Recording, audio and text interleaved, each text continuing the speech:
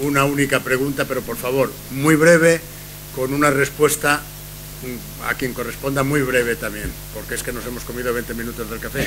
Muy bien, yo soy Gonzalo Sendemiera de Iberdrola. Voy a intentar ser breve, aunque yo le quiero dar la enhorabuena a Ampere por organizarla. Sí, es que soy pequeñito de todas formas.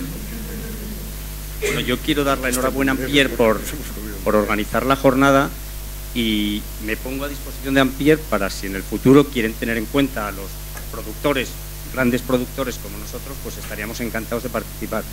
Claro, ahora si me dicen que responda brevemente y hagas una pregunta después de todo lo que se ha dicho de las eléctricas, pues es complicado. Vamos a ver, yo tenía aquí una consideración. Yo creo que estoy de acuerdo con Jorge Fabra y con Jordan que el precio de la electricidad en España es de los más altos de la Unión Europea. Eso estamos todos de acuerdo y hay que reducirlo al máximo, porque es un factor de competitividad para la industria, etc.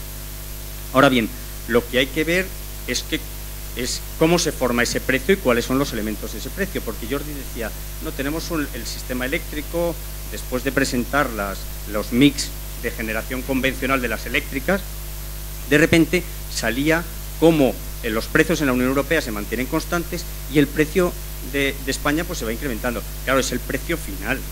El precio final es la unión del precio de mercado más los costes de acceso, como ponías al final, ¿no? Entonces, dentro de los costes de acceso, pues está lo que has incluido ahí, la anualidad del déficit, que te aclaro que lo paga todo el mundo, no solo los consumidores domésticos, sino los industriales, porque se pagan en las tarifas de acceso. Pero entonces tenemos el precio de mercado y los costes de acceso. Ahora, sobre el precio de mercado, muy brevemente, el precio de mercado en España es más bajo que en el resto de países comunitarios. Bueno, eso lo dicen todos los informes, pero yo lo que veo del señor Fabra es que no le gusta el mercado, eso me ha quedado claro. Entonces, es lícito. Entonces, para mí, también es lícito volver a un sistema regulado de precios, donde se consideren los costes de las diferentes tecnologías y sea eso lo que se pague. Entonces, aquí hay dos sistemas, un sistema de mercado y un sistema regulado. Vamos a elegir cuál. Se han dicho, hay cosas con las que yo no estoy de acuerdo. Por ejemplo, que la hidráulica es tecnología agotada. Pues resulta que en el mercado ibérico se están desarrollando, ahora de las energías convencionales, la única que se está desarrollando es la hidráulica. En España y en Portugal, en el mercado ibérico. Se ha dicho también lo de la palometa y la merluza. Justo es lo contrario. En la electricidad es todo lo mismo. O sea, es todo merluza o todo palometa. Pero entonces es lógico, el precio de la palometa en las lonjas o el precio de merluza siempre es lo mismo, independientemente de lo que haya costado producirlo. Bueno, entonces, por la parte, muy brevemente, por la parte de mercado, tenemos mercado o regulación, por la parte de mercado mayorista.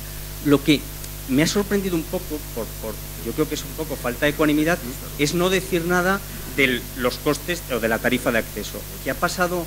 Y yo lo tengo que decir aquí, yo sé que es una jornada organizada por Ampere, pero ha habido dos burbujas. La primera es la burbuja fotovoltaica, y entonces había un objetivo de 500 y se han instalado 2.500. No hay problema. O sea, no hay problema, se reconocen los costes y eso va a la tarifa, o va a presupuestos generales del Estado. O sea, yo, esto lo digo en mi opinión particular, no estoy a favor de ninguna revisión retroactiva del marco de la fotovoltaica. ¿Por qué? Porque pienso que no tenía sobrerrentabilidad. Entonces, eso tenía que haber ido directamente a los consumidores. Mi impresión es que es por un fallo regulatorio y ahora lo tenemos que pagar entre todos. O va a presupuestos generales del Estado, pero el inversor fotovoltaico no tiene por qué pagar ese fallo regulatorio. Ahora bien, y le quiero hacer una pregunta al señor Fabra, ¿qué pasa con la termosolar? O sea, la termosolar había un objetivo de 500 megavatios, se crea un registro, en vez de 500 megavatios se meten 2.600 megavatios, las primas, es un negocio regulado, y las primas se definen en el año 2007, en el 661, con estimaciones de costes anteriores, y al final las inversiones se hacen en el año 2012, 2013, 11, 12 y 13, con unos costes muy inferiores y con el almacenamiento que no estaba previsto. Y la realidad, y ahí yo no meto en la financiación de los proyectos, es que las inversiones en termosolar están obteniendo rentabilidades del 14 y 15% en un negocio regulado en plena crisis. ¿Es eso lógico? O sea, lo que yo he hecho en falta, y le doy la enhorabuena por su presentación, es que todo se centre en el mercado eléctrico de las grandes y no se diga nada del resto de costes, que ahora mismo pues son los costes que más han crecido en los últimos años. El régimen especial, y yo me lo conozco, pues ha pasado de 1.000 millones de euros a 8.900 millones de euros, es nuestra estimación para este año. No hay nada que decir en todo eso, no hay que hacer algo de crítica para decir, aquí también ha habido un incremento de coste porque la factura total son 30.000 millones de euros en España. 15.000 son el mercado y otros 15.000 o 20.000 son las tarifas reguladas, y es lo que más ha crecido. ¿No hay nada que decir sobre esto? Muchas gracias. Bien, gracias por su intervención y por su brevedad, que entiendo que, dada la naturaleza del tema y lo que representa, pues lógicamente necesitaba espacio, lo cual nos conduce a pensar que habrá que contar con ustedes en próximas reuniones y en próximas jornadas en las cuales puedan explicar con toda amplitud y con la claridad que el tema precisa, pues su posición. Yo le pediría al señor Fabra que conteste en lo que ha planteado con la mayor brevedad posible, por la razón de que ya no es que nos comemos el café, es que sencillamente nos desaparece. No.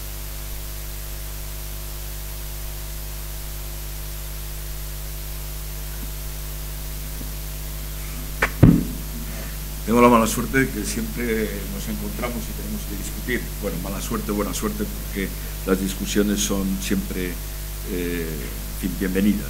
Bueno, en primer lugar, no ha habido liberalización ninguna, porque liberalizar hubiera sido que en el momento en que se cambian las condiciones regulatorias y que por esas condiciones aumenta el valor de las instalaciones, tendrían que haber salido a subasta.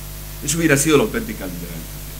Es decir, que en 1997, desde el momento en que la energía hidroeléctrica va a cobrar el precio del mercado que fijan las energías térmicas, se hubieran sacado a subasta las concesiones hidroeléctricas. Y exactamente igual las centrales nucleares. Eso hubiera sido la auténtica liberalización. En segundo lugar, quiero decirte que no hay mayor defensor del mercado que yo. Lo que pasa es que me irrita profundamente, y lo tengo que decir así, que se utilice el santo nombre del mercado en vano, porque no hay mercado donde no hay libertad de entrada. Y hablar de que efectivamente se está haciendo alguna energía convencional hidroeléctrica entre Portugal y España con concesiones administrativas que ya teníais, eso no es para nada en absoluto hablar de que todavía queda espacio para invertir en esos sectores. Eso es el primer tema que tenemos que poner sobre la mesa. Mi planteamiento, precisamente, es la restauración del mercado. No voy a plantear que sobre las energías históricas ahora se saquen a subasta y que efectivamente el dinero que se recupere, porque su valor ha cambiado clarísimamente a partir de 1997, se inyecte en la tarifa eléctrica, que de esa manera se restituiría el contrato entre regulador y consumidor. No lo voy a plantear porque me parece que es completamente imposible. Yo estoy planteando que se respete en cada momento, el marco retributivo para cada inversor. El marco retributivo en el que hicisteis las inversiones históricas, para las inversiones históricas, el marco retributivo que ha estado vigente desde 1997 hasta el día en que se haga la reforma, para las inversiones que se han hecho en ese periodo, y para el futuro mercado y mercado. Es decir, que cada megavatio que se introduzca, sea nuclear, sea fotovoltaico, sea de alta concentración, o sea de cualquier otra tecnología, se haga mediante subasta. Y de esta forma no habrá que poner ninguna tarifa. Y además también estoy, fíjate si seré partidario del mercado, que estoy a favor de que se elimine completamente la tarifa eléctrica y que se sustituya por una regulación del comportamiento de los consumidores, que ofrecieran a los consumidores, entre su menú de ofertas, el precio del mercado spot y los costes para los consumidores de acuerdo con el mix energético de su consumo, a través de contratos por diferencia. Es decir, hasta esos extremos soy partidario del mercado, hasta el extremo de eliminar completamente la TUR y CESUR, eliminar naturalmente los privilegios de los comercializadores de último recurso, que es un monopolio, un oligopolio concedido a 5 empresas. Es decir, hasta esos extremos. Pero verdaderamente te digo que es irritante, que empresas que tenéis posiciones que no pueden ser disputadas por el mercado y por tanto no pueden ser ajustadas sus rentabilidades, os erijáis en defensores del mercado, cuando sois vosotros los que los estáis mancillando completamente los beneficios del mercado. Y hay que decir que además este tema nace en la Unión Europea, porque el lobby eléctrico en la Unión Europea es todavía más fuerte que el lobby eléctrico en España, porque ahí actúa EDF, Enel, Vattenfall, RWE, E.ON, etcétera, etcétera. Y efectivamente introducen conceptos convencionales de naturaleza mercantil ignorando completamente a la realidad de la energía eléctrica, que puede ser muy bien gestionada por el mercado, pero naturalmente por un mercado que tome en consideración las características de qué es lo que gestiona y de qué es lo que transa. Por tanto, no ha habido liberalización, porque no hay liberalización sin libertad de entrada. No podemos confundir, quedarnos en que todos los kilovatios hora son homogéneos, ignorando que la realidad que está detrás de cada kilovatio hora es completamente diversa, y tratar desde el punto de vista retributivo a cosas que son completamente desiguales, a pesar de que haya un velo, que es la homogeneidad, que nos impide ver esa diversidad. Y por tanto, simplemente decir que no confundamos el mercado con una tienda de chinos de todo a 100.